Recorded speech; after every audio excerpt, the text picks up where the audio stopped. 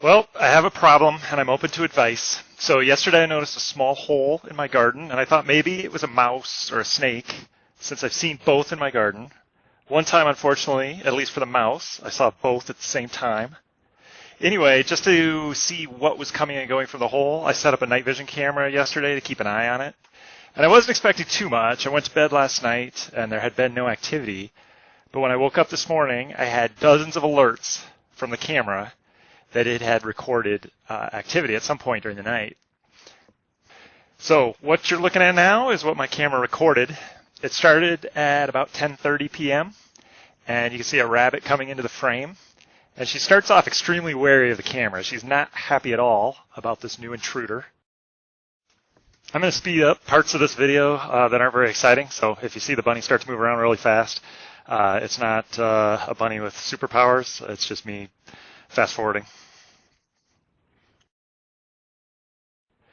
And then after about a minute and a half, she decides the camera is probably no threat, starts sniffing around, still keeps an eye on the camera once in a while. And then, to be honest with you, at this point I would have been pretty happy if a giant snake would have just lunged out of the hole and started eating. That would have been a pretty cool video, but unfortunately that was not the case. After a couple more checks of the camera, she starts gently digging in the area that I had seen the hole yesterday. That was about 2 minutes in is when she starts digging around. Now, she wasn't making any sounds during this digging, or really the whole time she was there.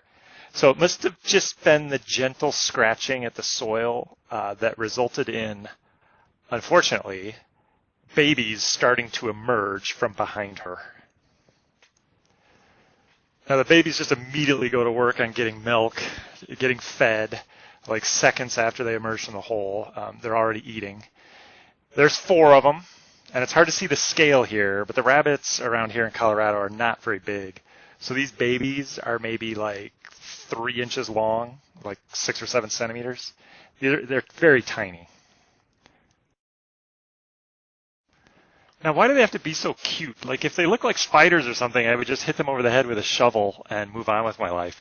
But they're so darn cute, I do not want to harm these little boogers. Look at this little guy. He's like winking at the camera, just begging to let them be.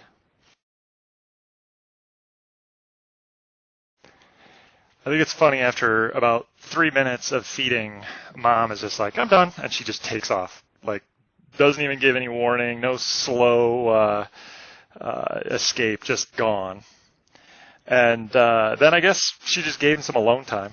They just sat there together, huddled together for a few minutes, and then they started to get a little bit brave and split up. Some were sniffing around the camera. Others kind of went off into the distance to explore some of the other plots. Time when they were left alone and then eventually bounced off into the distance. It was about 10 or 12 minutes. And after they all left, there was about a 3-minute gap with no activity whatsoever. And then Mom came back and started covering up the hole and digging around it again. And I was thinking, how did I possibly miss the babies returning into their hole? So I ended up watching the video several times over to make sure that I didn't somehow miss them returning and like going back into the hole. But that's when I realized that when Mom took off and the babies followed over the next few minutes and never came back, she had probably moved them, most likely to another one of my garden plots, doing more digging in my freshly planted seeds. I'll let you know that throughout this whole process of me watching this video, all I can think of is all those seeds getting flung about my garden, and that I'll probably have to replant some of this. Anyway, after I watched this video and saw that gap where the babies never returned, I went back out to my garden to see if I could find another hole, and lo and behold, 3 plots over, in a mix of volunteer and hastily planted radishes, there was some fresh digging and a tiny hole. So I moved the camera over there for the night. I'm also going to put some chicken wire over that other plot so that she cannot move them back, and so maybe she gets the message that it's time to move on. The weather might mess with her routine a little bit too, though, because even though it's 90 degrees Fahrenheit today, We're supposed to get 8 inches of snow tomorrow and tomorrow night. So I'll see what happens with all of that. She might mix up her routine a little bit, let the babies stay warm in their hole or something. Let me know in the comments if you have any advice here. I don't really want to end their little lives, but I do like my garden, and I don't like all the damage she's doing to it. It's kind of small, so every time she digs one of these burrows, it destroys a pretty good percentage of what I got out there. So also, I guess, throw down a like and a subscribe to let me know that you want to follow up on this video, and I'll post what I see over the next few days, and maybe they'll live a long, fruitful life.